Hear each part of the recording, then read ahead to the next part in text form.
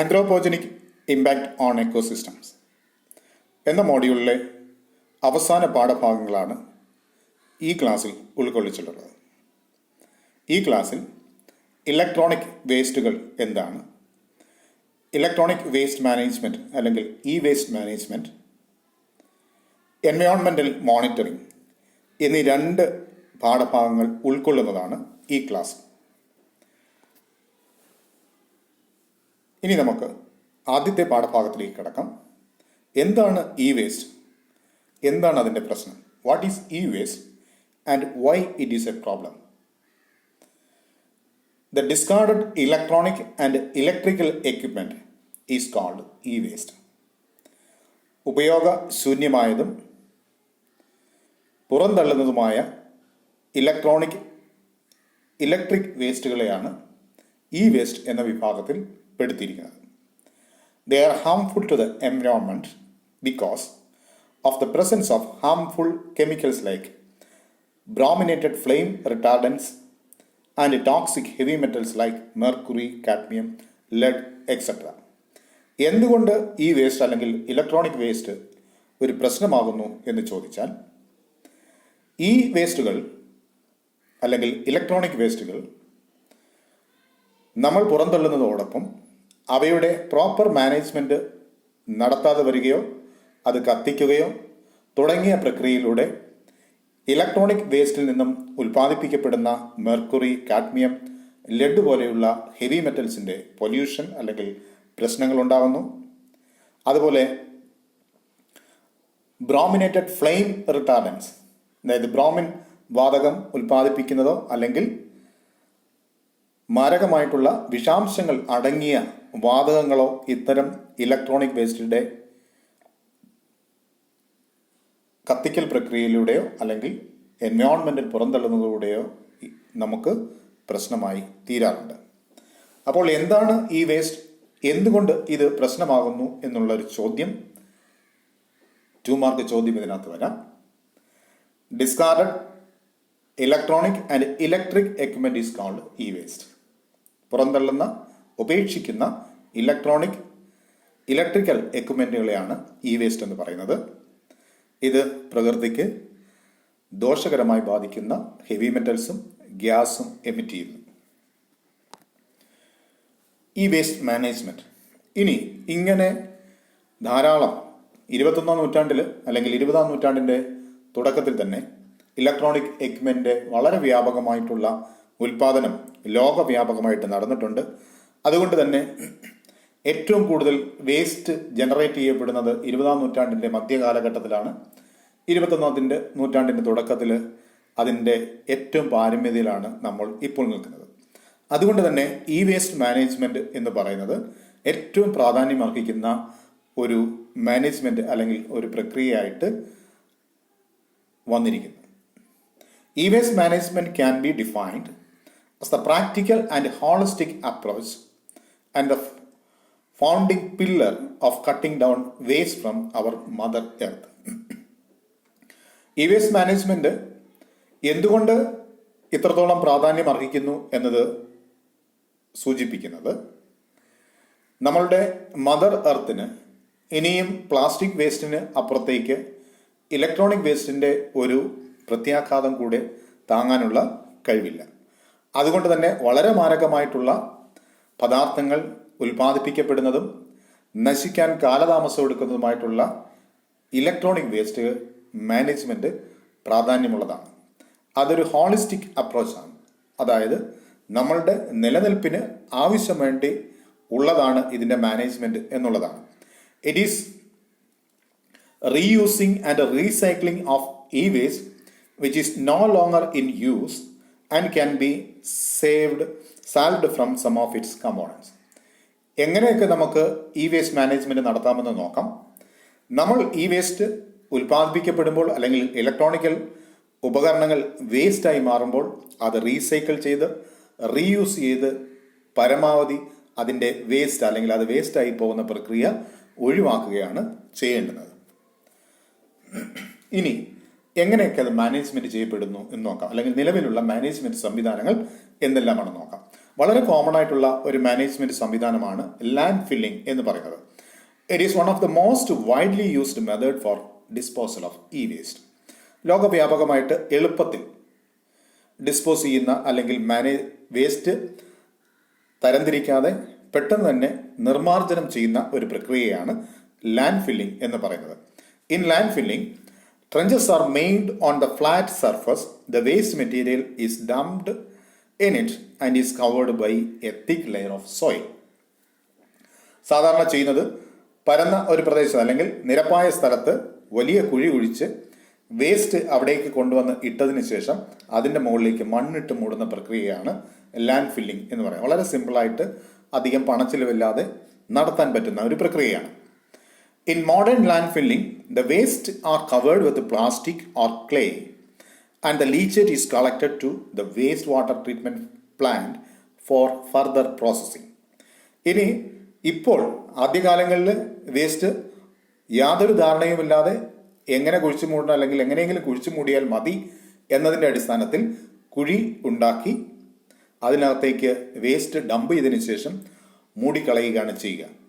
ഇങ്ങനെ മൂടുന്നത് മൂലം ഈ ഇലക്ട്രോണിക് വേസ്റ്റിൽ നിന്നും ധാരാളം ഹെവി മെറ്റൽസും അതുപോലെ തന്നെ ദ്രാവക രൂപത്തിലുള്ള ബാറ്ററിയിൽ നിന്നൊക്കെയുള്ള ദ്രാവക രൂപത്തിലുള്ള പദാർത്ഥങ്ങളൊക്കെ ലീച്ചേറ്റായിട്ട് അല്ലെങ്കിൽ അതിൻ്റെ അവശിഷ്ടമായിട്ട് മണ്ണിൽ കലരുകയും മണ്ണിലൂടെ അത് വെള്ളത്തിലേക്ക് ജലത്തിലേക്ക് എത്തിപ്പെടുകയും ചെയ്യുന്ന പ്രശ്നമാണ് ഏറ്റവും പ്രധാനപ്പെട്ട ഈ ലാൻഡ് ഫില്ലിങ്ങിൻ്റെ ഒരു പ്രശ്നം എന്ന് പറയുന്നത്.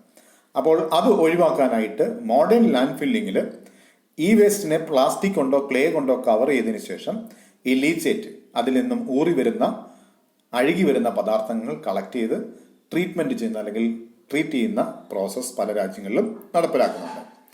Land filling is not a safe method for E waste management because the heavy metals like mercury, cadmium, lead etcetera released from the leachates are toxic to the environment.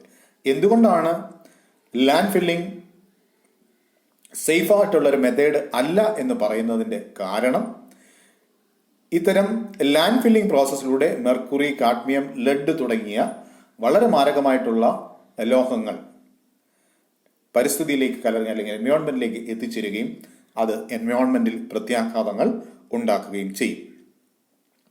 Better management is to segregate the items and use technique like reuse and recycle method are eco friendly. അതുകൊണ്ട് land filling എന്നുള്ളത് പ്രായോഗികമായി നടപ്പിലാക്കാൻ പറ്റുന്ന ഒരു പ്രക്രിയയല്ല. Eco friendly ആയിട്ടുള്ള reuse, recycle പോലുള്ള മെത്തേഡായിരിക്കും എപ്പോഴും നല്ലത്. ഇനി ഇ വേസ്റ്റ് മാനേജ്മെന്റിൽ അല്ലെങ്കിൽ ഇലക്ട്രോണിക് വേസ്റ്റ് മാനേജ്മെന്റിൽ വ്യാപകമായിട്ട് ഉപയോഗിച്ചിരുന്നതും ഇപ്പോഴും ഉപയോഗിക്കുന്നതുമായിട്ടുള്ള മറ്റൊരു മെത്തേഡാണ് ഇൻസിനറേഷൻ എന്നുള്ളത്. കത്തിച്ചു കളയുക. E-waste materials are burned in incinerators at 9,000 to 1,000 degrees Celsius. ഇതുപോലെയുള്ള ഇതൊരു മിനിയേച്ചർ ഫോമാണ്. ഇത് വലിയ ഇൻസിനറേറ്ററിൻ്റെ ഒരു ചിത്രമാണ് കൊടുത്തിരിക്കുന്നത്. അപ്പോൾ വലിയ ഇൻസിനറേറ്ററിൻ്റെ സഹായത്താൽ 900 മുതൽ 1000 ഡിഗ്രി സെൽഷ്യസിൽ ഇലക്ട്രോണിക് വേസ്റ്റിനെ ചൂടാക്കി നശിപ്പിക്കുന്ന അല്ലെങ്കിൽ ചൂടാക്കുന്ന പ്രക്രിയയ്ക്കാണ് ഇൻസിനറേഷൻ എന്ന് പറയുന്നത്. The advantage of incineration is the reduction of waste volume and the utilization of energy for power generation. ഇൻസിനറേഷൻ്റെ അഡ്വാൻറ്റേജ് എന്ന് പറയുന്നത് വലിയ വേസ്റ്റ് പെട്ടെന്ന് തന്നെ അല്ലെങ്കിൽ വലിയ അളവിലുള്ള വേസ്റ്റ് വളരെ വേഗത്തിൽ അതിൻ്റെ അളവ് കുറച്ചെടുക്കാം. ഇങ്ങനെ കത്തിക്കൽ പ്രക്രിയയിലൂടെ ലഭിക്കുന്ന ഊർജം പവർ ജനറേഷന് ഉപയോഗിക്കുകയും ചെയ്യാം എന്നുള്ളതാണ് ഇൻസിനറേഷൻ്റെ മെച്ചം. During incineration hazardous substance are converted in to less hazardous substance. Incineration പ്രോസസ്സിൽ മാരകമായിട്ടുള്ള പദാർത്ഥങ്ങൾ അത്ര മാരകമല്ലാത്ത ലെസ് ഹസാർഡസ് സബ്സ്റ്റൻസ് ആയിട്ട് മാറ്റപ്പെടുന്നു. The disadvantage is the emission of fumes contain toxic gases and heavy metals in the atmosphere. ഏറ്റവും പ്രധാനപ്പെട്ട ഒരു പ്രശ്നം, പ്രായോഗികമായിട്ട് ഇത് നടപ്പിലാക്കുന്നതുകൊണ്ടുള്ള പ്രശ്നമെന്ന് പറയുന്നത് ഇൻസിനറേഷൻ വഴി ഉണ്ടാകുന്ന ഫ്യൂംസ്, വാതകങ്ങളിൽ മെർക്കുറി, ലെഡ് അല്ലെങ്കിൽ ഇതിൽ എന്തൊക്കെയോ, അതായത് കത്തി നശിക്കാത്ത വാതകങ്ങൾ ഇത് അന്തരീക്ഷത്തിലേക്ക് എത്തുകയും അന്തരീക്ഷത്തിൽ അല്ലെങ്കിൽ അറ്റ്മോസ്ഫിയറിക് പൊല്യൂഷൻ അല്ലെങ്കിൽ ടോക്സിക് ആയിട്ടുള്ള പൊല്യൂഷന് ഇടയാക്കുകയും ചെയ്യുന്നുള്ളതാണ് ഇൻസിനറേഷൻ പ്രോസസ്സിൻ്റെ ഏറ്റവും മോശമായിട്ട് അല്ലെങ്കിൽ ഒരു ഡിസഡ്വാൻറ്റേജ് എന്ന് പറയുന്നത്. അടുത്തത് റീസൈക്ലിംഗ് ആണ്. Electronic recycling can be challenging because discarded electronics devices are sophisticated devices manufactured from varying proportions of glass, metals and plastics. ഈ റീസൈക്കിൾ ചെയ്തെടുക്കുക, അതായത് ഇലക്ട്രോണിക് ഉൽപ്പന്നങ്ങളിൽ നിന്നും അതിൻ്റെ ഘടകങ്ങൾ വേർതിരിച്ചെടുക്കുക എന്നുള്ളത് വലിയ ബുദ്ധിമുട്ടാണ്. പ്രത്യേകിച്ച് മൊബൈൽ പോലെയുള്ളതും അല്ലെങ്കിൽ ഇപ്പോൾ എല്ലാ ഇലക്ട്രോണിക് ഉപകരണങ്ങളും ചിപ്പുകൾ എന്നറിയപ്പെടുന്ന നൂതനമായ സാങ്കേതിക വിദ്യയിലേക്ക് മാറിയിട്ടുണ്ട്. അപ്പോൾ ഇലക്ട്രോണിക് ഉപകരണങ്ങളെല്ലാം തന്നെ മെറ്റൽസും പ്ലാസ്റ്റിക്സും ഗ്ലാസും കൊണ്ടൊക്കെയാണ് വേർതിരിച്ചെടുക്കുന്നത്. അപ്പോൾ പൊട്ടിപ്പോകാനുള്ള സാധ്യതയുള്ളതും വേർതിരിച്ചെടുക്കാനും പ്രായോഗികമായിട്ട് ബുദ്ധിമുട്ട് സൊഫിസ്റ്റിക്കേറ്റഡ് ആയിട്ടുള്ള ഇലക്ട്രോണിക് എക്യുപ്മെന്റിൽ ഉണ്ട്. The process of recycling can vary depending on the materials being recycled and the technologies employed. അതുകൊണ്ട് തന്നെ റീസൈക്കിൾ ചെയ്തെടുക്കുക അല്ലെങ്കിൽ വേർതിരിച്ചെടുക്കുക എന്നുള്ളത് ഇലക്ട്രോണിക് വേസ്റ്റിൽ അത്രത്തോളം ഒരു 100% പ്രായോഗികമായിട്ട് നടപ്പിലാക്കാൻ പറ്റുന്ന ഒരു പ്രക്രിയയല്ല. എന്നിരുന്നാലും റീസൈക്കിൾ ചെയ്തെടുക്കാൻ പറ്റുന്ന പദാർത്ഥങ്ങൾ വേർതിരിച്ച് റീസൈക്കിൾ ചെയ്തുകൊണ്ട് പൊല്യൂഷൻ പ്രോബ്ലംസ് കുറയ്ക്കാവുന്നതാണ്. ഇനി റീസൈക്കിൾ റീയൂസ് പ്രോസസ്സിൽ വരുന്ന പ്രയാസങ്ങൾ അല്ലെങ്കിൽ എങ്ങനെയാണ് അതിൻ്റെ സ്റ്റേജസ് നമുക്ക് നോക്കാം. കളക്ഷൻ ആൻഡ് ട്രാൻസ്പോർട്ടേഷൻ ആണ് ഒന്നാമത് വരുന്നത്. Collection and transportation are two of the initial stages of recycling process including for E waste.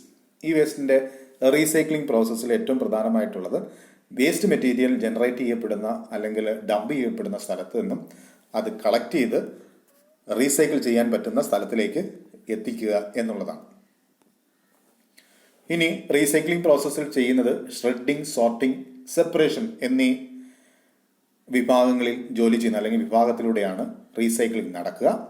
After collection and transportation to recycling facilities, materials in the E waste stream must be processed, separated into clean commodities that can be used to make new products. ഇങ്ങനെ E waste collect ചെയ്ത് കൊണ്ടുവന്നതിന് ശേഷം അതിൻ്റെ മെറ്റീരിയലുകൾ process ചെയ്ത് separate ചെയ്ത് എടുത്തതിന് ശേഷം പുനരുപയോഗിക്കാൻ പറ്റുന്നത്, അതായത് വീണ്ടും ഉപയോഗിക്കാൻ പറ്റുന്നതാണെങ്കിൽ അത് പ്രത്യേകം വേർതിരിച്ച് പുനരുപയോഗിക്കാൻ പറ്റുന്ന പദാർത്ഥങ്ങൾ വേർതിരിച്ച് ഉപയോഗിച്ച് അല്ലെങ്കിൽ ഉപയോഗത്തിൽ കൊണ്ടുവരിക എന്നുള്ളതാണ് റീസൈക്ലിംഗ് പ്രോസസ്സിലൂടെ നടക്കുന്നത്. ദെൻ മൂന്നാമത്തെ ഘട്ടം എന്ന് പറയുന്നത് preparation for sale as recycled materials. After shredding, sorting and separation of stages have been executed, the separated materials are prepared for sale as usable raw materials for the production of new electronics or other products.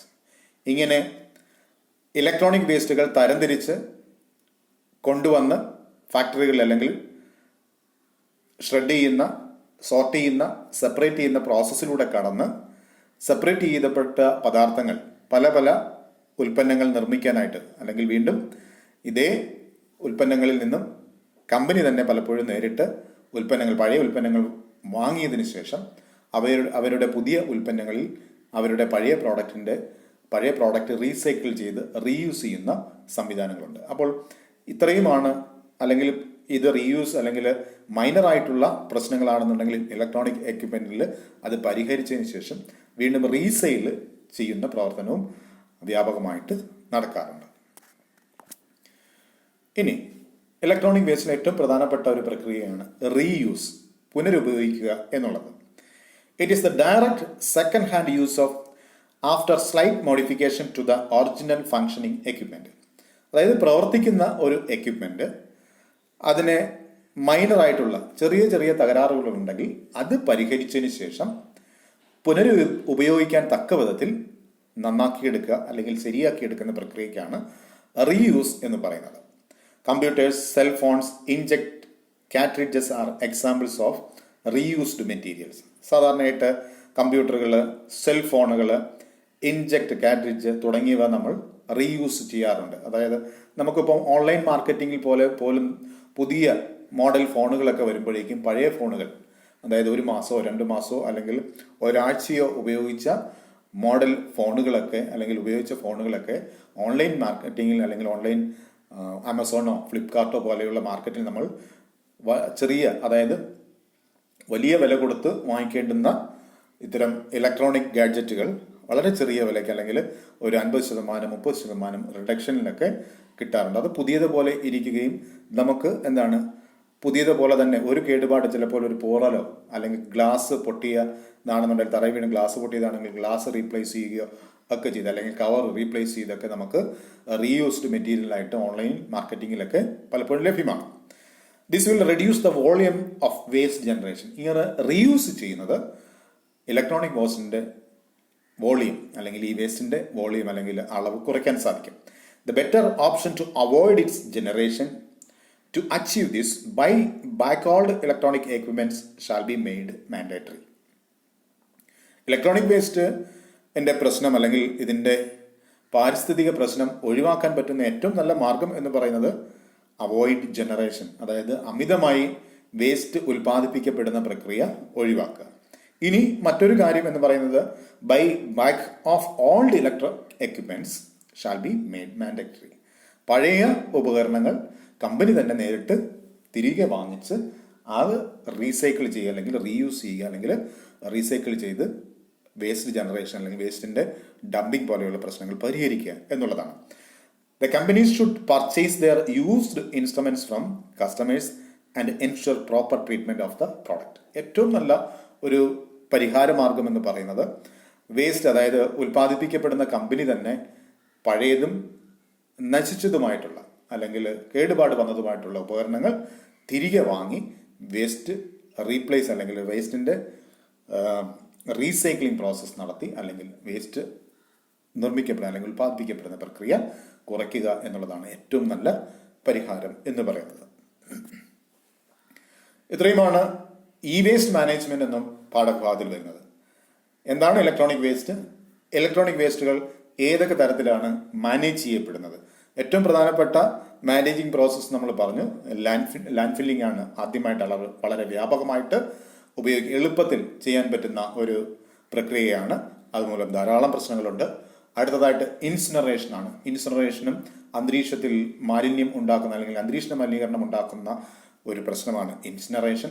പിന്നീട് റീസൈക്കിളാണ്. Recycle പ്രക്രിയയിൽ പലതരത്തിൽ അല്ലെങ്കിൽ collect ചെയ്യുക, sort ചെയ്യുക, അതിനെ പല പല ഘടകങ്ങളായിട്ട് വേർതിരിക്കുക, അതിനുശേഷം അതിൻ്റെ കമ്പനികൾക്ക് അല്ലെങ്കിൽ അതിനെ റീയൂസ് ചെയ്യുന്ന അല്ലെങ്കിൽ റീസൈക്കിൾ ചെയ്ത് പുതിയ ഉൽപ്പന്നങ്ങളാക്കുന്ന പ്രക്രിയയാണ് റീസൈക്കിൾ എന്ന വിഭാഗത്തിൽ വരുന്നത്.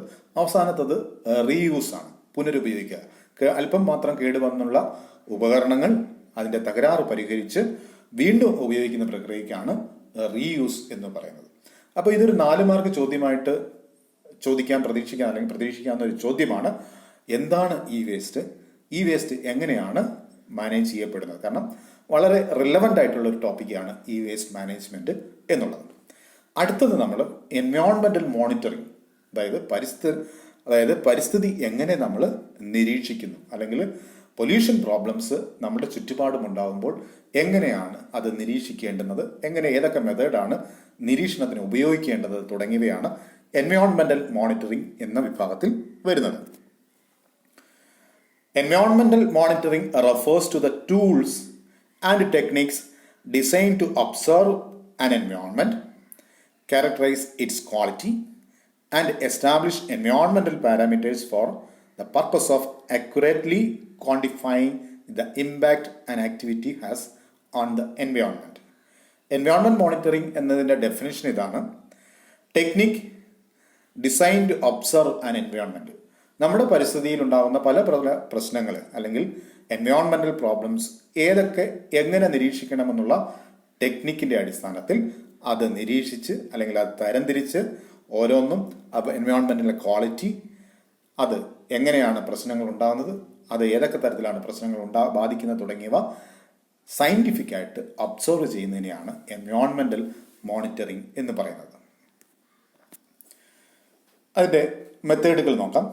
ഒന്നാമത്തത് പേപ്പർ ടേപ്പ് സാമ്പിൾസ് എന്ന മെത്തേഡാണ്. Used for gaseous pollutant monitoring. സാധാരണയായിട്ട് അന്തരീക്ഷത്തിലുള്ള മാലിന്യങ്ങൾ കണ്ടെത്താനായിട്ട് അല്ലെങ്കിൽ അതിൻ്റെ നിരീക്ഷണത്തിന് ഉപയോഗിക്കുന്ന ഒരു സാമ്പിളിംഗ് മെത്തേഡാണ് പേപ്പർ ടേപ്പ് സാമ്പിൾസ് എന്ന് പറയുന്നത്. Hydrogen cyanide, nitrous oxide, sulphur dioxide, calcium chloride, cobalt chloride, amines, isocyanides തുടങ്ങിയ പദാർത്ഥങ്ങൾ അന്തരീക്ഷത്തിൽ കലർന്നാൽ അന്തരീക്ഷത്തിൽ അതിൻ്റെ സാന്നിധ്യം കണ്ടെത്താനായിട്ട് ഉപയോഗിക്കുന്ന സാമ്പിളിംഗ് മെത്തേഡാണ് പേപ്പർ ടേപ്പ് സാമ്പിൾസ് എന്ന് പറയുന്നത്. രണ്ടാമത്തത് bubbler systems. It is the universal system for the collection of gaseous pollutant in a liquid. അന്തരീക്ഷത്തിൽ അടങ്ങിയിരിക്കുന്ന അല്ലെങ്കിൽ നമ്മുടെ ചുറ്റുപാട് പരിസ്ഥിതിയിൽ ഇൻഡസ്ട്രിയൽ ഏരിയയിലോ അല്ലെങ്കിൽ അർബൻ ഏരിയയിലോ അന്തരീക്ഷ മലിനീകരണത്തിൻ്റെ തോത്, അന്തരീക്ഷത്തിൽ ഏതൊക്കെ മാലിന്യങ്ങൾ അടങ്ങിയിട്ടുണ്ടെന്ന് കണ്ടെത്താനായിട്ട് അന്തരീക്ഷത്തിലെ വായു ജലത്തിലൂടെ കടത്തിവിട്ട് ജലത്തിൽ ഈ വായുവിൽ അടങ്ങിയിരിക്കുന്ന ഘടകങ്ങളെ ലയിപ്പിച്ച് ആ ലയിപ്പിച്ച പദാർത്ഥങ്ങൾ ലാബിൽ അല്ലെങ്കിൽ ലിക്വിഡിൽ നിന്ന് വേർതിരിച്ചെടുത്ത് ലാബിൽ പരിശോധിച്ച് നോക്കുന്ന സംവിധാനമാണ് ബബ്ലർ സിസ്റ്റംസ് എന്ന് പറയുന്നത്. ഇവിടെ ലിക്വിഡിനകത്താണ് ഗേഷ്യസ് പൊല്യൂട്ടന്റിനെ ലയിപ്പിച്ചെടുക്കുന്നത്. ആ ലയിപ്പിച്ചെടുത്ത പദാർത്ഥങ്ങൾ വേർതിരിച്ച് അനലൈസ് ചെയ്ത് അന്തരീക്ഷത്തിലെ മലിനീകരണം കണ്ടെത്തുന്ന രീതിയാണ് ബബ്ലർ സിസ്റ്റംസ് എന്ന് പറയുന്നത്. അടുത്തത് ഇൻസ്ട്രുമെന്റൽ മോണിറ്ററിംഗ് മെത്തേഡ്സ്. ഇൻസ്ട്രുമെന്റുകൾ ഉപയോഗിച്ചിട്ടുള്ള അതായത് നമ്മുടെ പരിസ്ഥിതി നിരീക്ഷണം. Non refractive infrared method to monitor sulphur dioxide, nitrous oxide, carbon monoxide and other gases that absorb infrared rays including carbon dioxide and hydrocarbons. അതായത് ഇൻഫ്രാറെഡ് റേസ് അബ്സോർവ് ചെയ്യുന്ന സൾഫർ ഡയോക്സൈഡ്, നൈട്രസ് ഓക്സൈഡ് അല്ലെങ്കിൽ carbon monoxide, carbon dioxide തുടങ്ങിയ ഗ്യാസിൻ്റെ സാന്നിധ്യം കണ്ടെത്താനായിട്ട് ഉപയോഗിക്കുന്ന ഒരു ഉപകരണമാണ് നോൺ റിഫ്രാക്റ്റീവ് ഇൻഫ്രാറെഡ് മെത്തേഡ് അല്ലെങ്കിൽ ഡിവൈസ് എന്ന് പറയുന്നത്. അടുത്തത് കെമിലൂമിനസെൻസ് devices. They are often used to determine the amount of specific unknown pollutant present in a sample. അന്തരീക്ഷത്തിലോ അല്ലെങ്കിൽ ഒരു ഇൻഡസ്ട്രിയൽ ഏരിയയിലോ വായുവിൽ അടങ്ങിയിരിക്കുന്ന നമ്മൾക്ക് തിരിച്ചറിയാൻ പറ്റാത്ത പൊല്യൂട്ടൻസുകൾ അല്ലെങ്കിൽ മാലിന്യങ്ങൾ വാതകത്തിൽ അല്ലെങ്കിൽ ഗ്യാസിൽ കലർന്നിട്ടുണ്ടെങ്കിൽ അത്തരം പദാർത്ഥങ്ങളെ അല്ലെങ്കിൽ നമ്മൾ നേരത്തെ സൂചിപ്പിച്ചതുപോലെ sulphur dioxide, nitrous oxide, carbon monoxide, carbon dioxide, hydrogen cyanide തുടങ്ങിയ പദാർത്ഥങ്ങളെ നമുക്ക് തിരിച്ചറിയാനുള്ള പ്രോബുകളോ അല്ലെങ്കിൽ അനലിറ്റിക്കൽ ടെക്നിക്കുകളോ ഉണ്ട്. അപ്പോൾ അതല്ലാതെ പെട്ടെന്ന് നമുക്ക് തിരിച്ചറിയാൻ പറ്റാത്ത അന്തരീക്ഷത്തിൽ കലർന്നിട്ടുള്ള ഗ്യാസുകൾ അല്ലെങ്കിൽ പൊല്യൂട്ടൻസ് കണ്ടെത്താനായിട്ടുള്ള ഡിവൈസുകളെയാണ് കെമിലൂമിനസെൻസ് ഡിവൈസുകൾ എന്ന് പറയുന്നത്. അടുത്തത് ഫ്ലോറസെൻസ് മോണിറ്റേഴ്സ് ആണ്. Pollutant monitoring using fluorescens techniques for the monitoring of sulphur dioxide. അന്തരീക്ഷത്തിലെ സൾഫർ ഡയോക്സൈഡിൻ്റെ സാന്നിധ്യം കൂടാതെ തന്നെ നൈട്രസ് ഓക്സൈഡ്സ്, കാർബൺ മോണോക്സൈഡ് തുടങ്ങിയ വാതകങ്ങളുടെയും അല്ലെങ്കിൽ മലിനീകരണം ഉണ്ടാക്കുന്ന ഗേഷ്യസ് പൊല്യൂട്ടൻസിൻ്റെ സാന്നിധ്യം മനസ്സിലാക്കാൻ ഉപയോഗിക്കുന്ന ഉപകരണമാണ് ഫ്ലൂറസെൻസ് മോണിറ്റേഴ്സ് എന്ന് പറയുന്നത്. High volume air samplers are used to measure the atmospheric pollutants like suspended particles, matters, sulphur dioxide, nitrous oxide, carbon monoxide etcetera. അതായത് ഹൈ വോളിയം എയർ സാമ്പിളർ, ഇതാണ് ഹൈ വോളിയം എയർ സാമ്പിളർ എന്ന് പറയുന്നത്. ഈ high volume air സാമ്പിളറിൽ സാധാരണ bubbler system പോലെയുള്ള സംവിധാനവും അതോടൊപ്പം തന്നെ ചില പേപ്പറുകൾ ഉപയോഗിച്ച് അല്ലെങ്കിൽ നമ്മൾ ഇത് അന്തരീക്ഷ വായുവിനെ പേപ്പറിലൂടെ ഹൈ പ്രഷറിൽ കടത്തിവിട്ട് പേപ്പറിൽ പൊല്യൂട്ടൻസ് കളക്ട് ചെയ്തതിന് ശേഷം അതിനെ പിന്നീട് കെമിക്കലുകൾ ഉപയോഗിച്ച് ലയിപ്പിച്ച് അതിൻ്റെ സാന്നിധ്യം, അതായത് സൾഫർ ഡൈ ഓക്സൈഡിൻ്റെയും നൈട്രസ് ഓക്സൈഡിൻ്റെയും കാർബൺ മോണോക്സൈഡിൻ്റെയും പിന്നീട് പാർട്ടിക്കിൾ മാറ്റർ എന്ന് പറഞ്ഞാൽ അന്തരീക്ഷത്തിൽ കലർന്നിരിക്കുന്ന പൊടിപടലങ്ങളിൽ ഹെവി മെറ്റൽസ് ഉണ്ടാകാം, അല്ലെങ്കിൽ ഫ്യൂംസ് ഉണ്ടാകാം, അല്ലെങ്കിൽ പാറയുടെ അല്ലെങ്കിൽ വാഹനങ്ങളിൽ നിന്ന് വരുന്ന ലെഡിൻ്റെ തുടങ്ങിയ ധാരാളം പുകപടലങ്ങളിൽ അടങ്ങിയിരിക്കുന്ന പൊടിപടലങ്ങളൊക്കെ നമുക്ക് കളക്ട് ചെയ്യാനായിട്ട് ഉപയോഗിക്കുന്ന സംവിധാനമാണ് ഹൈ വോളിയം എയർ സാമ്പിളർ എന്ന് പറയുന്നത്. അതിൻ്റെ സഹായത്താൽ ഫ്ലൂറസെൻസ് മോണിറ്ററുകൾ ഉപയോഗിച്ചിട്ട് ഇത്തരം പദാർത്ഥങ്ങളെ കണ്ടെത്തുന്നതിനെയാണ് ഫ്ലൂറസെൻസ് മോണിറ്റർ ടെക്നിക്സ് അല്ലെങ്കിൽ സാമ്പിളേഴ്സ് എന്ന് പറയുന്നത്. ഇനി ഫിസിക്കലായിട്ടുള്ള മോണിറ്ററിങ്. നമ്മൾ നേരിട്ട് എൻവയോൺമെൻറ്റിൽ നടത്തുന്ന മോണിറ്ററിംഗ് മെത്തേഡിനെയാണ് ഫിസിക്കൽ മോണിറ്റർ അല്ലെങ്കിൽ ഫിസിക്കൽ പാരാമീറ്റർ എന്നാണ് പറയാം. It is the determination of physical parameters such as temperature, turbidity, conductivity etcetera. അതായത് ജലത്തിലെയോ അന്തരീക്ഷത്തിലെയോ ഊഷ്മാവ്, ടെമ്പറേച്ചർ, ജലത്തിലാണെങ്കിൽ ടർബിഡിറ്റി, കണ്ടക്ടിവിറ്റി, ഹാർഡ്നെസ് തുടങ്ങിയ പദാർത്ഥങ്ങൾ അല്ലെങ്കിൽ തുടങ്ങിയവയുടെ സാന്നിധ്യം കണ്ടെത്തുന്ന മോണിറ്ററിംഗ് മെത്തേഡിനെയാണ് ഫിസിക്കൽ മോണിറ്ററിംഗ് എന്ന് പറയുക. ഉദാഹരണമായിട്ട് ഫിസിക്കൽ മോണിറ്ററിംഗ് വരുന്നത് ടെമ്പറേച്ചറാണ്. അന്തരീക്ഷത്തിൻ്റെ ടെമ്പറേച്ചർ നമ്മൾ കണ്ടെത്തുന്നത് അല്ലെങ്കിൽ നമ്മൾ തെർമോമീറ്റർ ഉപയോഗിച്ച് കണ്ടെത്താൻ കഴിയും. തെർമോമീറ്റർ തന്നെയാണ് വാട്ടർ ടെമ്പറേച്ചർ മോണിറ്ററിങ്ങിനും ഉപയോഗിക്കുന്നത്. Water temperature one of the most important factors for the survival of aquatic life. ഒരു ജലജീവികളിൽ അവയുടെ ജീവൻ്റെ നിലനിൽപ്പിന് സഹായിക്കുന്നതും അല്ലെങ്കിൽ നിലനിൽപ്പിനെ ബാധിക്കുന്നതുമായിട്ടുള്ള ഒരു ഫിസിക്കൽ പാരാമീറ്ററാണ് ജലത്തിൻ്റെ താപനില എന്ന് പറയുന്നത്. Temperature influence the solubility of gases like dissolved oxygen, carbon dioxide from atmosphere and atmospheric pollutants. അതായത് ടെമ്പറേച്ചർ അന്തരീക്ഷത്തിൽ നിന്നും ജലത്തിൽ ഓക്സിജൻ ലയിക്കുന്നതിൻ്റെയും കാർബൺ ഡൈ ഓക്സൈഡ് ലയിക്കുന്നതിൻ്റെയും കാരണമാകുന്ന അല്ലെങ്കിൽ അതിനെ ഇൻഫ്ലുവൻസ് ചെയ്യുന്ന ഒരു ഘടകമാണ് ജലത്തിൻ്റെ ടെമ്പറേച്ചർ എന്ന് പറയുന്നത്. അത് ഉദാഹരണത്തിന് ടെമ്പറേച്ചർ കൂടി നിൽക്കുന്ന ഒരു വാട്ടർ ബോഡിയെ സംബന്ധിച്ചിടത്തോളം അതിനകത്ത് അന്തരീക്ഷത്തിൽ നിന്നും ഓക്സിജൻ ലയിക്കുന്നതിൻ്റെ അളവ് കുറവായിരിക്കും, അല്ലെങ്കിൽ ജലത്തിൽ ഓക്സിജൻ്റെ അളവ് കുറവായിരിക്കും. ഓക്സിജൻ ചൂട് കൂടുന്തോറും ഓക്സിജൻ്റെ അളവ് കുറഞ്ഞുകൊണ്ടേയിരിക്കും. അതുപോലെ കാർബൺ ഡൈ ഓക്സൈഡിൻ്റെ അളവ് കുറഞ്ഞുകൊണ്ടേയിരിക്കും. അതുപോലെ തന്നെ ജീവൻ നിലനിർത്താൻ ആവശ്യമായ വാതകത്തോടൊപ്പം തന്നെ അന്തരീക്ഷത്തിൽ അടങ്ങിയിരിക്കുന്ന പൊല്യൂട്ടൻസും ചൂടിൻ്റെ ഏറ്റക്കുറച്ചിലനുസരിച്ച് വെള്ളത്തിൽ ലയിക്കുന്നതിൽ വ്യത്യാസപ്പെടാറുണ്ട്. Thermal pollution of water can be monitored by regular recording of temperature in the water body. ഒരു വാട്ടർ ബോഡിയിൽ താപനിലയിൽ വ്യത്യാസം ഉണ്ടാകുന്നുണ്ടോ എന്ന് മനസ്സിലാക്കണമെന്നുണ്ടെങ്കിൽ സ്ഥിരമായിട്ട് വാട്ടർ ബോഡിയിൽ എന്ത് ചെയ്യണം? ടെമ്പറേച്ചറിൻ്റെ മോണിറ്ററിംഗ് നടത്തണം. അങ്ങനെ ടെമ്പറേച്ചർ മോണിറ്ററിംഗ് നടത്തി ജലത്തിലെ ഫിസിക്കലായിട്ടുള്ള ഈ പാരാമീറ്ററിൽ വ്യത്യാസം വരുന്നുണ്ടോ എന്ന് മനസ്സിലാക്കാനും അങ്ങനെ പൊല്യൂഷൻ പ്രോബ്ലംസ് ഉണ്ടോ എന്ന് മനസ്സിലാക്കാനും ടെമ്പറേച്ചർ മോണിറ്ററിങ്ങിലൂടെ ഒരു പരിധി വരെ സാധിക്കും. Then sediment and turbidity. Turbidity is caused by particles suspended or dissolved in water that scatter light, making the water appear cloudy or murky. അതായത് മഴ പെയ്യുമ്പോൾ സാധാരണ നമ്മുടെ ജലാശയങ്ങൾ കലങ്ങി മറിഞ്ഞ രീതിയിലാണ് അല്ലെങ്കിൽ ഒരു ബ്രൗൺ കളറിലാണ് കാണുക. ഇങ്ങനെ ബ്രൗൺ കളറിൽ കാണാനുള്ള കാരണം ഈ ജലത്തിലേക്ക്, അതായത് നല്ല തെളിഞ്ഞ ജലത്തിലേക്ക് പാർട്ടിക്കിൾസ് അല്ലെങ്കിൽ സെഡിമെന്റും അല്ലെങ്കിൽ ക്ലേ പോലെയുള്ള പദാർത്ഥങ്ങൾ മണ്ണിൽ നിന്നും ഒലിച്ചു വന്ന് ജലത്തിൽ കലരുന്നത് മൂലം ജലത്തിന് നിറം മാറുന്നതാണ്. ഇങ്ങനെ പാർട്ടിക്കിൾസ്, സോളിഡായിട്ടുള്ള പദാർത്ഥങ്ങൾ, സസ്പെൻഡഡ് ആയിട്ടുള്ള, അതായത് പൊങ്ങിക്കിടക്കുന്നതും ലയിക്കുന്നതുമായിട്ടുള്ള പദാർത്ഥങ്ങൾ വെള്ളത്തിൽ ലയിക്കുന്നത് മൂലം ഉണ്ടാകുന്ന ജലത്തിന്റെ പ്രത്യേകതയാണ് ടർബിഡിറ്റി എന്ന് പറയുക.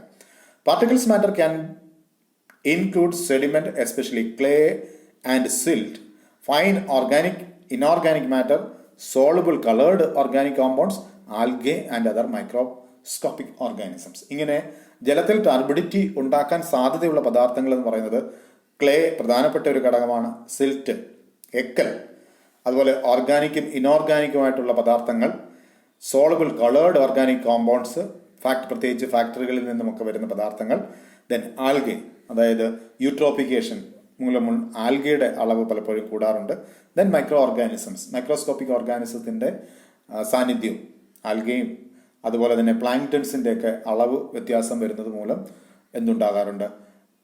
ടർബിഡിറ്റി ഉണ്ടാകാറുണ്ട്. അതുപോലെ ബാക്ടീരിയയുടെ സാന്നിധ്യം വരുമ്പോഴും യൂട്രോഫിക്കേഷൻ പ്രോബ്ലംസ് ഉണ്ടാകുമ്പോഴും ടർബിഡിറ്റി, സെഡിമെന്റിന്റെ അല്ലെങ്കിൽ വാട്ടർ ടർബിഡിറ്റി ഉണ്ടാകാറുണ്ട്. അപ്പോൾ വാട്ടറിന്റെ ടർബിഡിറ്റി നമ്മൾ പരിശോധിച്ചാൽ അതിന് എന്തുകൊണ്ടാണ്, ഏത് പദാർത്ഥം കൊണ്ടാണ് ടർബിഡായിട്ട് മാറിയിരിക്കുന്നത് എന്ന് കണ്ടെത്താൻ കഴിയും. ടർബിഡായിട്ടുള്ള ഒരു വെള്ളത്തെ സംബന്ധിച്ചിടത്തോളം അതിലേക്ക് പ്രകാശം കടന്നു ചെല്ലത്തില്ല. പ്രകാശം അക്വാട്ടിക് പ്ലാന്റ്സിന്റെ ഫോട്ടോസിന്തസിന് ആവശ്യമാണ്. അതുകൊണ്ട് തന്നെ ടർബിഡിറ്റി ഒരു എൻവയോൺമെന്റൽ പാരാമീറ്റർ, അതായത് ഒരു ജലാശയത്തിന്റെ ആരോഗ്യസ്ഥിതി അല്ലെങ്കിൽ അതിന്റെ ഹെൽത്തി എൻവയോൺമെന്റ് ആണോ എന്ന് പരിശോധിക്കുന്നതിൽ പ്രധാനപ്പെട്ട ഒരു മെഷറിംഗ്, അതായത് ഫിസിക്കൽ പാരാമീറ്റർ ആണ് ടർബിഡിറ്റി എന്ന് പറയുന്നത്. Then electrical conductivity. Conductivity is the measure of ability of water to pass electrical current because dissolved salt and other inorganic chemicals conduct electric current. Conductivity increases as salinity increases. ജലത്തിൻ്റെ വൈദ്യുതി കടത്തിവിടാനുള്ള ജലത്തിൻ്റെ കഴിവിനെയാണ് conductivity എന്ന് പറയുക, electrical conductivity എന്ന് പറയുക. ജലത്തിന് ഈ വൈദ്യുതി കടത്തിവിടാനുള്ള കഴിവ് ലഭിക്കുന്നത് ജലത്തിൽ ലയിച്ചിരിക്കുന്ന അയോണുകളാണ്. പ്രധാനമായിട്ടും സോഡിയം, പൊട്ടാസ്യം, കാൽഷ്യം, മഗ്നീഷ്യം തുടങ്ങിയ അയോണുകളാണ്. സോഡിയം പ്രധാനമായിട്ടും സോഡിയം ക്ലോറൈഡിൽ നിന്നും സോഡിയം, പൊട്ടാസ്യം ക്ലോറൈഡ് ജലത്തിൽ ലയിക്കുമ്പോൾ പൊട്ടാസ്യം അയോണുകൾ ലഭിക്കുന്നു. മഗ്നീഷ്യം ക്ലോറൈഡ്, ഇങ്ങനെ ക്ലോറൈഡ് രൂപത്തിൽ ഉപ്പിൻ്റെ, നമ്മൾ സോഡിയം ക്ലോറൈഡ് എന്ന് പറയുന്നത് ലവണങ്ങളുടെ രൂപത്തിൽ, ഉപ്പിൻ്റെ രൂപത്തിൽ പദാർത്ഥങ്ങൾ ലയിച്ച ജലത്തിലാണ് കണ്ടക്ടിവിറ്റി കൂടുതലായിട്ടുള്ളത്. Conductivity is also affected by temperature. The warmer the water, the higher the conductivity. Conductivity എപ്പോഴും ടെമ്പറേച്ചറുമായിട്ട് ബന്ധപ്പെട്ടുള്ളതാണ്. അതായത് ഉപ്പ് കലർന്ന വെള്ളത്തിൻ്റെ അളവ് കൂടുമ്പോൾ ഉപ്പിൻ്റെ അളവ് കുറയും. ഇനി ജലാംശം നഷ്ടപ്പെടുമ്പോൾ, നീരാവിയായിട്ട് നഷ്ടപ്പെടുമ്പോൾ ഉപ്പ് അവിടെ കോൺസെൻട്രേറ്റ് ചെയ്യപ്പെടുകയും കണ്ടക്ടിവിറ്റി കൂടുകയും ചെയ്യും. അങ്ങനെ ടെമ്പറേച്ചർ കണ്ടക്ടിവിറ്റിയെ ഇൻഫ്ലുവൻസ് ചെയ്യുന്ന ഒരു ഘടകമാണ്, ഒരു എൻവയോൺമെൻറ്റൽ പാരാമീറ്ററാണ്. Then chemical monitoring. ഒന്നാമത്തത് BOD, ബയോളജിക്കൽ അല്ലെങ്കിൽ ബയോകെമിക്കൽ ഓക്സിജൻ ഡിമാൻഡ് എന്നാണ് BODയുടെ പൂർണ്ണരൂപം. Is the amount of dissolved oxygen needed by aerobic biological organisms to break down organic matter present in a given water sample at certain temperature over a specific time period.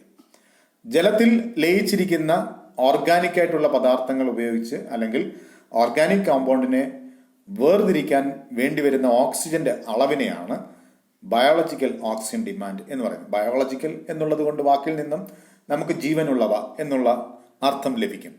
അതായത് ജലത്തിൽ കാണുന്ന ജീവജാലങ്ങൾക്ക് ജലത്തിൽ അടങ്ങിയിരിക്കുന്ന ഭക്ഷണ പദാർത്ഥങ്ങൾ വേർതിരിക്കാൻ അല്ലെങ്കിൽ അത് ഉപാപചയം നടത്താൻ വേണ്ടി വരുന്ന ഓക്സിജന്റെ അളവിനെയാണ് ബയോളജിക്കൽ ഓക്സിജൻ ഡിമാൻഡ് എന്ന് പറയുക. ഇത് നമ്മൾ കണ്ടെത്തുന്നത് പ്രത്യേകം ടെമ്പറേച്ചറിൽ ഒരു നിശ്ചിത ദിവസം വെച്ച് പരിശോധിച്ചിട്ടാണ് ബയോളജിക്കൽ ഒരു ജലത്തിലെ 1 ലിറ്റർ വെള്ളത്തിലെ അല്ലെങ്കിൽ 350 ml വെള്ളത്തിലെ അല്ലെങ്കിൽ നിശ്ചിത അളവ് ജലത്തിലെ ബയോളജിക്കൽ ഓക്സിജൻ ഡിമാൻഡ് നമുക്ക് കണ്ടെത്താൻ കഴിയും. ഇത് ബയോളജിക്കൽ ഓക്സിജൻ ഡിമാൻഡ് കണ്ടെത്താൻ ഉപയോഗിക്കുന്ന ഉപകരണമാണ്. ഇതിനെ BOD ഇൻക്യുബേറ്റർ എന്ന് പറയും. നമ്മുടെ കോളേജിൽ അല്ലെങ്കിൽ എല്ലാ സ്ഥാപനങ്ങളിലും ഇത്തരം BOD ഇൻക്യുബേറ്റർ ഉണ്ട്. ഈ BOD ഇൻക്യുബേറ്ററിൽ നമ്മൾ എടുക്കുന്ന ഒരു ജലത്തിൽ എത്രത്തോളം ബയോളജിക്കൽ ഓക്സിജൻ ഡിമാൻഡ്, അതായത് ജലജീവികൾക്ക് ആ ജലത്തിൽ നിന്നും അടങ്ങിയിരിക്കുന്ന അതിൻ്റെ ജീവൻ നിലനിർത്താൻ ആവശ്യമായിട്ടുള്ള പദാർത്ഥങ്ങളെ വേർതിരിക്കാൻ വേണ്ടിയിട്ട് അല്ലെങ്കിൽ മെറ്റബോളിസം നടത്താൻ വേണ്ടിയിട്ട് എത്രത്തോളം ഓക്സിജൻ വേണം, അതായത് എത്രത്തോളം ബയോഡീഗ്രേഡബിൾ ആയിട്ടുള്ള പദാർത്ഥങ്ങൾ ഒരു ജലാശയത്തിൽ അടങ്ങിയിട്ടുണ്ട് എന്ന് നമുക്ക് ബയോളജിക്കൽ ഓക്സിജൻ ഡിമാൻഡിലൂടെ കണ്ടെത്താൻ കഴിയും. അപ്പോൾ ഇത് നമ്മൾ ജലം അല്ലെങ്കിൽ ഒരു പ്രത്യേകം കണ്ടെയ്നറുകളിൽ വെള്ളം എടുത്തുകൊണ്ട് വന്നതിന് ശേഷം ഇൻക്യുബേറ്റർ ചെയ്യുക എന്ന് പറഞ്ഞാൽ ആ ഒരു നിശ്ചിത ദിവസം, സാധാരണ 5 ദിവസം 20 ഡിഗ്രി സെൽഷ്യസിൽ ഇൻക്യുബേറ്ററിനകത്ത് വെച്ച് ഈ ജലത്തിൽ അടങ്ങിയിരിക്കുന്ന ഓക്സിജൻ എത്രത്തോളം അതിനടങ്ങിയിരിക്കുന്ന അല്ലെങ്കിൽ ആ ജലത്തിലുള്ള സൂക്ഷ്മജീവികൾ ഉപയോഗിച്ച് തീർക്കുന്നുവെന്ന് കണ്ടുപിടിക്കാൻ കഴിയും. ഇങ്ങനെ കണ്ടെത്തുന്ന സംവിധാനത്തെയാണ് ബയോളജിക്കൽ ഓക്സിജൻ ഡിമാൻഡ് ഡിറ്റർമിനേഷൻ എന്ന് പറയുന്നത്. അടുത്തത് chemical oxygen demand. Chemical oxygen demand അല്ലെങ്കിൽ COD analysis is measurement of the oxygen depletion capacity of A water sample contained with organic waste matter. Specifically, it measures the equivalent amount of oxygen required to chemically oxidize organic compounds in water. അതായത് ഒരു ജലത്തിൽ അടങ്ങിയിരിക്കുന്ന പദാർത്ഥങ്ങളെ അല്ലെങ്കിൽ അതിനകത്ത് ഓർഗാനിക്കോ ഇനോർഗാനിക്കോ ആയിട്ടുള്ള പദാർത്ഥങ്ങളെ വേർതിരിക്കാൻ ആ ജലാശയത്തിലെ ജീവജാലങ്ങൾക്ക് ആവശ്യം വേണ്ടി വരുന്ന ഓക്സിജനെയാണ് കെമിക്കൽ ഓക്സിജൻ ഡിമാൻഡ് എന്ന് പറഞ്ഞാൽ ആവശ്യകത എന്നാണ്. അപ്പോൾ ജലത്തിൽ അടങ്ങിയിരിക്കുന്ന ഓക്സിജൻ ഉപയോഗിച്ച് ആ ജലത്തിൽ എത്തിച്ചേരുന്ന ഓർഗാനിക് ആയിട്ടും ഇനോർഗാനിക് ആയിട്ടുമുള്ള പദാർത്ഥങ്ങളെ വേർതിരിക്കാൻ, കെമിക്കലായിട്ട് ഡീഗ്രേഡ് ചെയ്യാൻ ജീവജാലങ്ങൾക്ക് ആവശ്യം വേണ്ടി വരുന്ന ഓക്സിജന്റെ അളവിനെയാണ് കെമിക്കൽ ഓക്സിജൻ ഡിമാൻഡ് എന്ന് പറയുന്നത്. COD test can be used to easily quantify amount of organic in water. ജലത്തിൽ എത്രത്തോളം വേസ്റ്റ് അടങ്ങിയിട്ടുണ്ട് അല്ലെങ്കിൽ വേസ്റ്റ് മെറ്റീരിയൽ എത്തിച്ചേർന്നിരിക്കുന്നു എന്ന് കണ്ടെത്താനായിട്ട് നമ്മൾ COD അനലൈസർ, ഇത് COD അനലൈസറിന്റെ ഒരു പടമാണ്. COD സാധാരണ റിഫ്ലക്സ് യൂണിറ്റ് എന്നാണ് ഇതിനെ പറയുക. COD റിഫ്ലക്സ് യൂണിറ്റ് എന്നാണ് ഇതിന് പറയുക. COD റിഫ്ലക്സ് യൂണിറ്റ് ഉപയോഗിച്ചിട്ട് നമുക്ക് ജലത്തിലെ കെമിക്കൽ ഓക്സിജൻ ഡിമാൻഡ് കണ്ടെത്താൻ കഴിയും. The most common application of COD is in quantifying the amount of oxidizable pollutants found in surface water. Oxidisable pollutants, അതായത് ജീവജാലങ്ങൾക്ക് വേർതിരിക്കാൻ കഴിയുന്ന പൊല്യൂട്ടൻ്റ്, അതായത് ഓർഗാനിക് ആയിട്ടുള്ളതായാലും ഇനോർഗാനിക് ആയിട്ടുള്ളതായാലും കൺസ്യൂം ചെയ്ത് അതിനെ ഡൈജസ്റ്റ് ചെയ്യാൻ പറ്റുന്ന പൊല്യൂട്ടൻസിൻ്റെ അളവ് നമുക്ക് കണ്ടെത്താനായിട്ട് COD എന്ന അനാലിസിസ് ടെക്നിക്ക് വഴി സാധിക്കും. Then dissolved oxygen. Dissolved oxygen is a measure of how much oxygen is dissolved in water, the amount of oxygen available to living aquatic organisms. വളരെ സിമ്പിളാണ്. ജലത്തിൽ അടങ്ങിയിരിക്കുന്ന ഓക്സിജന്റെ, ജീവജാലങ്ങൾക്ക് ശ്വസനത്തിന് ആവശ്യമായിട്ടുള്ള ഓക്സിജന്റെ അളവിനെയാണ് ഡിസോൾഡ് ഓക്സിജൻ എന്ന് പറയുന്നത്. The amount of dissolved oxygen is in a stream or lake can tell us a lot about its water quality. അതായത് ഒരു ജലത്തിലെ അല്ലെങ്കിൽ ഒരു ലേക്കിൽ അല്ലെങ്കിൽ ഒരു തടാകത്തിലെ അല്ലെങ്കിൽ ഒരു നദിയിലെ ഡിസോൾഡ് ഓക്സിജൻ പരിശോധിച്ചാൽ ആ ലേക്കിന്റെ ഹെൽത്ത് അല്ലെങ്കിൽ ആ തടാകത്തിന്റെ, ആ ജലാശയത്തിന്റെ ആരോഗ്യസ്ഥിതി നമുക്ക് കണ്ടെത്താൻ കഴിയും. സാധാരണയായിട്ട് ഓക്സിജൻ സാച്ചുറേഷൻ വരുന്നത്, അതായത് 0 മുതൽ 13, 14 അല്ലെങ്കിൽ 15 മില്ലിഗ്രാം പെർ ലിറ്റർ വരെ നമുക്ക് സാച്ചുറേഷൻ, അതായത് മാക്സിമം ഓക്സിജനെ ഉൾക്കൊള്ളിക്കാൻ കഴിയും. സാധാരണഗതിയിൽ ഒരു ശുദ്ധജലാശയത്തിൽ 5നും 6നും അല്ലെങ്കിൽ 10ന് താഴെയായിരിക്കും എപ്പോഴും ഡിസോൾവ് ചെയ്തിരിക്കുന്ന അല്ലെങ്കിൽ ലയിച്ചിരിക്കുന്ന ഓക്സിജന്റെ അളവ് എന്ന് പറയുന്നത്. Then biological monitoring. ഇനി ജീവനുള്ള പദാർത്ഥങ്ങളെ എങ്ങനെ കണ്ടെത്താം, അതിനെയാണ് ബയോളജിക്കൽ മോണിറ്ററിംഗ് എന്ന് പറയുന്നത്. It is an easy way of measuring the contaminants in the environment. It involves assessment of indicator species of pollutants. ഒരു പരിസ്ഥിതിയിൽ അല്ലെങ്കിൽ ഒരു ഇക്കോസിസ്റ്റത്തിൽ എത്രത്തോളം കണ്ടാമിനേഷൻ അല്ലെങ്കിൽ അപകടകരമായിട്ടുള്ള പദാർത്ഥങ്ങൾ അല്ലെങ്കിൽ അതിനെ നശിപ്പിക്കുന്ന പദാർത്ഥങ്ങൾ കലർന്നിരിക്കുന്നു അല്ലെങ്കിൽ അടങ്ങിയിരിക്കുന്നു എന്ന് കണ്ടെത്താനായിട്ട് ഉപയോഗിക്കുന്ന മോണിറ്ററിംഗ് അല്ലെങ്കിൽ അത് കണ്ടെത്താൻ ഉപയോഗിക്കുന്ന മെത്തേഡിനെയാണ് ബയോളജിക്കൽ മോണിറ്ററിംഗ് എന്ന് പറയുക. ഇവിടെ ഉപയോഗിക്കുന്ന മെത്തേഡ് എന്ന് പറയുന്നത് ബയോളജിക്കൽ, ജീവനുള്ളത് എന്ന അർത്ഥത്തിൽ. It involves assessment of indicator species of pollutants. അതായത് ഇൻഡിക്കേറ്റർ സ്പീഷീസിനെയാണ് ഇവിടെ ബയോളജിക്കൽ മോണിറ്ററിങ്ങിനായിട്ട് ഉപയോഗിക്കുക. ഇൻഡിക്കേറ്റർ എന്നുള്ളത് കൊണ്ട് ഉദ്ദേശിക്കുന്നത് ഒരു പ്രത്യേക പൊല്യൂട്ടന്റിന്റെ പ്രസൻസ്, സാന്നിധ്യം ചില ജീവിയുടെ എണ്ണത്തിൽ കൂട്ടുന്നതിനും ചില ജീവികളിൽ എണ്ണത്തിൽ ചുരുങ്ങുന്നതിനും അല്ലെങ്കിൽ ഇല്ലാതാകുന്നതിനും മരണം സംഭവിക്കുന്നതിനും ഇടയാക്കും. ഇങ്ങനെ ജലത്തിലെ ജീവികളുടെ സാന്നിധ്യമോ അസാന്നിധ്യമോ വഴി ഒരു ജലാശയത്തിൽ അല്ലെങ്കിൽ ഒരു പരിസ്ഥിതിയിൽ എത്രത്തോളം എന്തൊക്കെ പ്രശ്നങ്ങൾ സംഭവിച്ചിരിക്കുന്നു എന്ന് കണ്ടെത്താൻ കഴിയും. അങ്ങനെ ജീവികളെ ഉപയോഗിച്ച് അല്ലെങ്കിൽ ജീവജാലങ്ങളെ ഉപയോഗിച്ച് പരിസ്ഥിതിയിൽ സംഭവിച്ചിട്ടുള്ള കേടുപാടുകൾ അല്ലെങ്കിൽ പരിസ്ഥിതിയെക്കുറിച്ചുള്ള അസസ്മെന്റ് നടത്തുന്നതിനെയാണ്, അല്ലെങ്കിൽ ഹെൽത്തി ആണോ അല്ലെങ്കിൽ ഒരു പൊല്യൂഷന്റെ സാന്നിധ്യം കണ്ടെത്താൻ ഉപയോഗിക്കുന്ന ടെക്നിക്കിനെയാണ് ബയോളജിക്കൽ മോണിറ്ററിംഗ് എന്ന് പറയുക.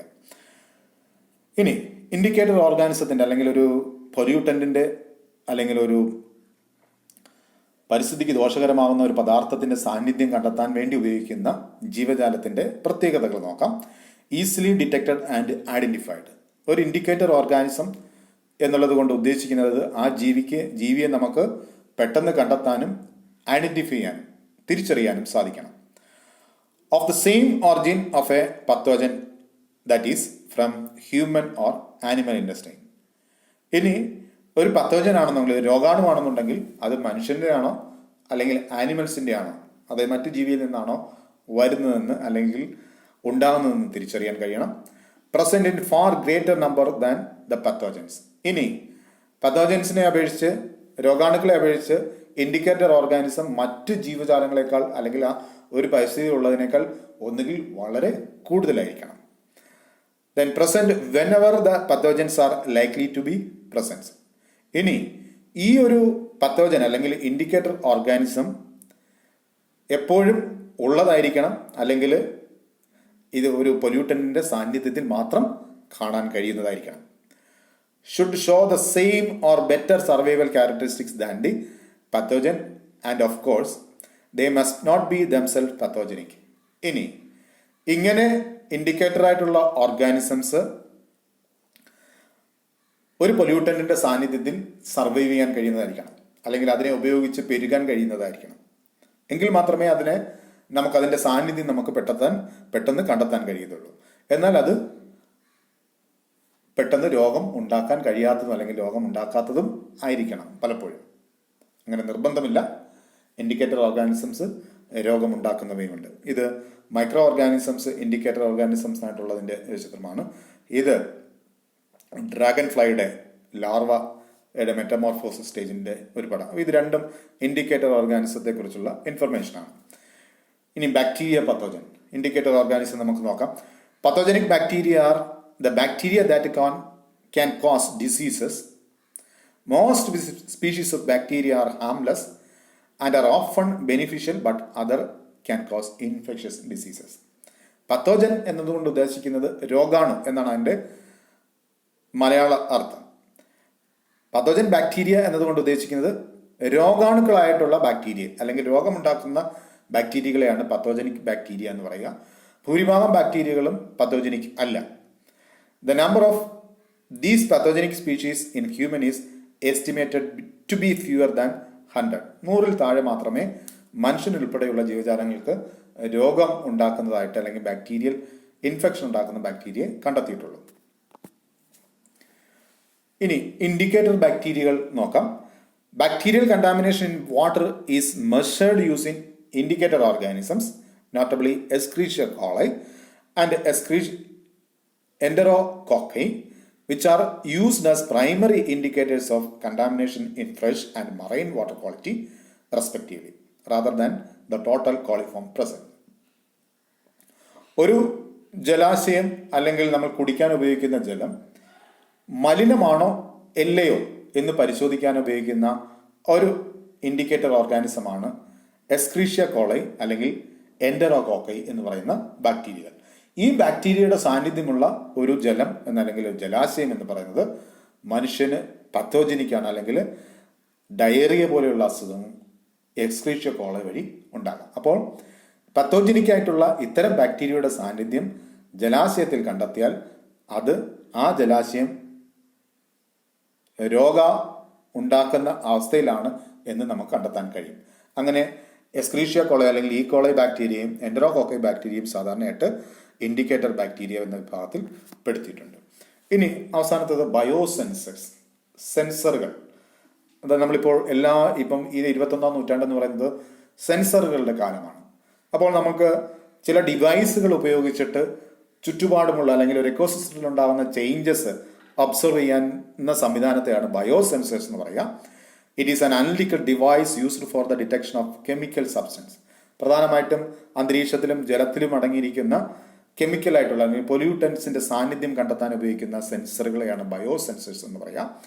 യൂട്ടിലൈസ്ഡ് ആസ് ഇക്കോളജിക്കൽ ഓർ എൻവയോൺമെന്റൽ quality monitoring devices in evaluation of chemical, physical or biological pollutants. കെമിക്കലോ ഫിസിക്കലോ അല്ലെങ്കിൽ ബയോളജിക്കലായിട്ടുള്ള പൊല്യൂട്ടൻസിന്റെ മാലിന്യങ്ങളുടെ സാന്നിധ്യം കണ്ടെത്താൻ ഉപയോഗിക്കുന്ന ഉപകരണങ്ങളാണ് ബയോസെൻസേഴ്സ് എന്ന് പറയുക. ലൈക്ക് ആപ്റ്റ സെൻസേഴ്സ്, ഇത് ആപ്റ്റ സെൻസേഴ്സിന്റെ ഒരു ചിത്രമാണ്.